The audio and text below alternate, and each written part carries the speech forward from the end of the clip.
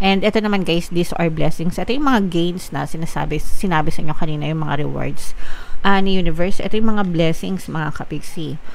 Blessings, pagpapala, rewards ni universe. So maliwanag na maliwanag kayo sa kaperahan. Kaya nga kayo pinag-iingat sa pera guys, kasi yung iba sa inyo, you have a lot of money, marami talaga kayong pera, pero baka mailagay nyo sa mali, sa mga maling investment, with the goal na baka gusto nyo mas lalo pang umunlad yung buhay nyo, kaya nyo ini-invest. Pero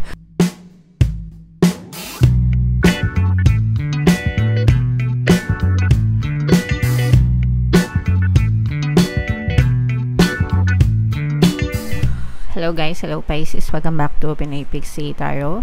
Ang pamagat ng episode natin for tonight is July 1 to 15 kapalaran para sa Pisces, Sun, Moon, Rising, Sign, and Venus. Meron tayong monthly horoscope for July guys. If in case hindi kayo nakaresonate dito, try nyo panoorin yung video na yun, baka nandun yung energy nyo. So general reading lang guys, pwedeng mag-resonate, pwedeng hindi, pwedeng positive, pwedeng negative. So, wow, unang-unang card pa lang mga kapiksi, gain ito guys, no? Ibig sabihin may mga harvest for some of you. Meron kayong bunga, no, na mapipitas guys ngayong panahon na to. So, the universe will provide you rewards that you deserve mga kapiksi. Syempre, pag masipag kayo, diba? Pag masipag kayo, masikap kayo, positibo yung mental diet nyo, you're always praying, you're always taking action, mga kapiksi, mas mabilis kayong maaring makakita ng resulta, mas maaring madami yung blessings na makuha mo or dumating sa'yo kumpara sa syempre mga tamad, kumpara sa mga nega, kumpara sa mga mareklamo sa buhay mga kapiksi. So, iba-iba kayo guys ng status ng kabuhayan, iba-iba kayo ng mindset, iba-iba kayo ng blocks for some of you syempre. Yung iba sa inyo may mga balakid, hindi nyo alam. Yung iba naman masikap pero nega, yung mga ganun. So, iba-iba kayo guys. But the good thing is whatever, kahit ano pa yung status nyo, meron pa rin kayong bunga na mapipitas mga kapiksi. May mga ipagkakaloob pa rin na rewards sa inyo sa universe. So again guys, depende yan sa kung ano yung deserve nyo. The universe is always watching. The universe is always picking up your messages mga kapiksi. So depende kung gaano kayo ka-consistent guys. Yun din yung rewards na babalik sa inyo. Pag maliit yung rewards na bumabalik sa inyo mga kapiksi, or napapansin nyo na walang bumabalik sa inyo, there's something wrong with you. There's something wrong with the pattern of your thoughts. There's something wrong with your belief system. Okay? So, kailangan nyo nang i-work on yun mga kapiksi. Okay? Alright. Now, another message, Pisces. This is, wow. So, ito guys, no, para magkakaroon kayo ng mga masasayang times with other people, going out with friends, relatives, kumbaga, me time plus them. Me time mo with your friends, no? Sometimes, let's say for example, pwedeng housewife ka, nanay ka, nakakulong ka lang sa bahay, pero meron ka ring time out na pwede kang lumabas on your own or pwede kang lumabas with friends, diba? So, yun yung me time mo with friends, mga kapiksi. So, for some of you, just enjoy. Kailangan nyo to. It's either lumabas kayo kasama yung mga friends nyo or lumabas kayo on your own, diba? Pero, this is you. Just enjoying your social life, mga kapiksi. Enjoying nyo kasi deserve nyo naman yan, guys, especially. At saka, it's important na nagko-connect din tayo paminsan-minsan sa ibang tao mga kapiksi, kasi kailangan din natin pagtibayin yung relasyon natin with other people guys. Okay? And then yung last message para sa inyo, Pisces, eto naman guys, parang feeling nyo natatrap kayo sa isang situation na paulit-ulit na nangyayari na hindi kayo makaalpas-alpas, hindi kayo makalabas-labas, ganyan. So, kumbaga parang never-ending story, prisoner of your own negative thoughts, prisoner of your own old stories, mga kapiksi. Okay?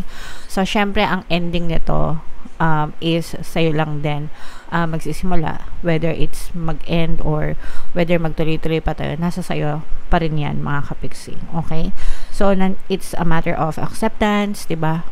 Kung mga negative emotions ito, it's a matter of forgiving, diba? Pero don't let yourself suffer, especially pag mga past circumstances na, diba? Kailangan talaga magkaroon ng pagpapatawad para matuto kayong mag-move on or magsimula kayong maka-move on, mga kapiksi. Alright? Okay, so comment down below, Pisces, if feeling nyo naka-resonate kayo dyan. Shuffle natin to, guys. Habang sinashuffle natin to, panoorin nyo muna yung video natin regarding sa ating paano mag-manifest ng abundance video course. Kapiksi, sawa ka na ba sa mga struggles at hirap sa buhay mo? Masipag ka ba at masikap sa buhay ngunit hindi ka pa rin umaasenso? Ilang beses ka na bang nag-attempt mag-negosyo at mag-invest pero palagi ka pa rin nalulugi? Sa pagkakataon na ito ay maaaring may subconscious beliefs ka na nagiging balakid sa iyong pag-unlad at pagyaman. Introducing, paano mag-manifest ng abundance video course. Dito ay matututunan mo ma-overcome ang mga balakid mo para tuluyan ka ng umunlad, umasenso, sumagana, maging matagumpay, successful at maswerte sa iyong kabuhayan, pera, trabaho, negosyo sa lapi at kaperahan ng bonggang-bongga. Dali, mag-send na ng email sa pinoypixie@gmail.com at simulan na ang iyong pagyaman ngayon. Alright, so sa lahat ng gusto mag-avail ng course, guys, may bagong promo tayo. Magbibigyan, tapos na yung ating mid-year sale, no? Pero meron tayong promo, 500 pesos discount until July 30, mga kapiksi. Avail nyo na, guys, sobrang ganda ng course. And meron din tayong bagong course, paano mawala ang third party at magkaroon ng harmonious na relationship. Para sa mga kapiksi natin na nagdudusa sa third party, 30% discount pa rin tayo, guys, until July 30. Extend ko yung promo. Kaya mag-avail na kayo, guys, sobrang ganda ng course. Alright, so tingnan natin, mga kapiksi. Ito yung combination, guys, ng positive and negative energy. Pisces, kayo ay na-represent ng Queen of Cups sa ating spread. So unahin natin, guys, yung mga negative energy. Ito yung mga problema, guys, no, na yung iba sa inyo nagkakaroon ng problema. Yung iba sa inyo, guys, pinag-iingat kayo actually, no? Na mag-ingat kayo sa mga scammers, mag-ingat kayo sa mga manloloko. Kasi kapag kayo ay naisahan, eto, guys, mag-ingat kayo sa paglalabas ng pera, no? This is more on money, mga kapiksi. Mag-ingat kayo sa mga pinag-i-investan nyo, mag-ingat kayo sa paglalabas ng pera, sa pagpapahiram ng pera, guys, no? Kasi kapag hindi nyo nasala ng mabuti yan, maaari kayong ma-scam, maaari kayong maloko, and maaari kayong ma-knock out, no? Magbibigay ito ng matindi, malaking problema sa inyo, mga kapiksi, na hindi nyo alam kung paano kayo makakabangon ulit if in case na maloko kayo or mauto kayo sa pera. So always, guys, be careful, especially when handling money matters. Kahit na sabihin natin na gusto nyong umunlad, umasenso, iba pa rin yung pinag-aaralan nyo kung saan nyo nilalagay yung mga pera na pinaghirapan nyo, mga kapiksi. Okay? And ito naman, guys, these are blessings. Ito yung mga gains na sinabi sa inyo kanina, yung mga rewards ni universe. Ito yung mga blessings, mga kapiksi. Blessings, pagpapala, rewards ni universe. So maliwanag na maliwanag kayo sa kaperahan. Kaya nga kayo pinag-iingat sa pera, guys, kasi yung iba sa inyo, you have a lot of money, marami talaga kayong pera, pero baka mailagay nyo sa mali, sa mga maling investment, with the goal na baka gusto nyo mas lalo pang umunlad yung buhay nyo, kaya nyo ini-invest, pero imbis na lumago, baka mapahamak lang kayo. Kaya be careful din, guys. Again, it's your hard-earned money, pinaghirapan nyo yan, so wag nyong hayaan na basta-basta mapunta lang sa wala, okay? Pero ito, guys, i-mind nyo to sa comment section. Ito parang slow burn, no? Ibig sabihin, hindi siya ganun kabilis na dadating yung mga blessings sa inyo, pero consistent. Ibig sabihin ng consistent, guys, tuloy-tuloy yung pagpasok ng magandang blessings sa inyo. And ito'y tag-ani season, no? Kumbaga talagang makikita mo yung bunga ng pinaghirapan mo, mga kapiksi. So, and deserve mo to. Sabi ko nga, guys, kung ano yung deserve mo, yun yung ipagkakaloob sa inyo ni universe. Okay? So, i-mind nyo yan sa comment comment section, mga kapiksi, mind blessings, mind pagpapala, mind rewards. And ito yung me time na sinasabi sa inyo, guys. Time out muna. Take time out to pamper yourself, mga kapiksi. Have some time for yourself, no? Labas-labas kayo, mag-connect kayo sa ibang tao, mga kapiksi. Okay? So, yeah. Yan yung mga nakikita natin na strong energies nyo. Wow! So, meron tayong energy ng success. Merong magpaparamdam sa inyo. Etong paramdam na to, guys, I'm sensing na this is some kind of invitation nga, no? Na parang lumabas, ganyan. Makareceive kayo ng invitation. Yeah. Pwede rin guys, no? For some of you, maaaring merong tawag dito, mag-confess kung kayo ay mga single na mga Pisces, maaaring may mag-confess ng kanilang nararamdaman sa inyo, guys. So, be ready, no? Sa love and relationship naman, guys, maaari yung maramdaman yung strong connection with your partner or specific person, mga kapiksi. Okay? So, ito i-mind yan sa comment section. Mind harmonious relationship, mind loving connection. And ito, guys, tagumpay success. Meron ditong presence ng fire signs, guys, Aries, Leo, Sagittarius. And again, guys, ito, nakikita nyo ba, pera? Sabi ko nga sa inyo, guys, talagang very rewarding yung money energy nyo. Kumbaga talagang ipagkakaloob sa inyo ni universe yung blessings na deserve nyo, yung rewards na deserves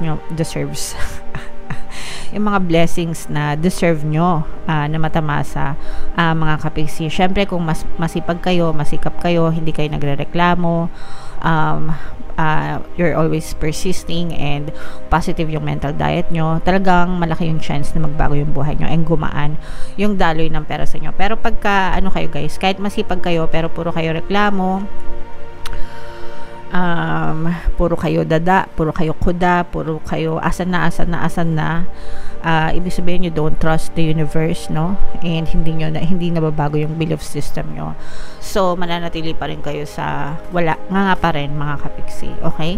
So, ang sikreto dyan, guys, is always maging positive, magdasal, prayers, affirmations, take action, syempre, sa inyong physical reality, and positibong mental diet. Magpasalamat kayo, guys, imbis na magreklamo kayo, be grateful for all your blessings na natatamasa, kahit maliit, kahit malaki. The more na nagpapasalamat kayo, the more na i-bless kayo. Meron tayong bagong subliminal, guys. Yun talaga gusto kong i-share sa inyo. And sinishare ko actually yung mga success stories sa community tab. Super effective, guys. Pantaboy ng malas, pang-akit ng swerte. Super positive. Pakinggan nyo, guys. Sobrang malaking bagay makakatulong sa inyo, as in, especially if you have like a lot of mental blocks na malas kayo or what. Pakinggan nyo yun, tiyagain nyo lang, unti-unti magbabago yung buhay nyo, guys. Okay? Alright, so ito yung mga pampaswerte subliminals natin, guys. Pakinggan nyo para makatulong sa inyo. And ito naman yung ating success stories ng paano mag-manifest ng abundance video course. Click here to subscribe, guys, and click here to join our membership program. Thank you for liking, sharing, and subscribing, and see you again next time. I love you all, guys. Have a nice day. Bye-bye.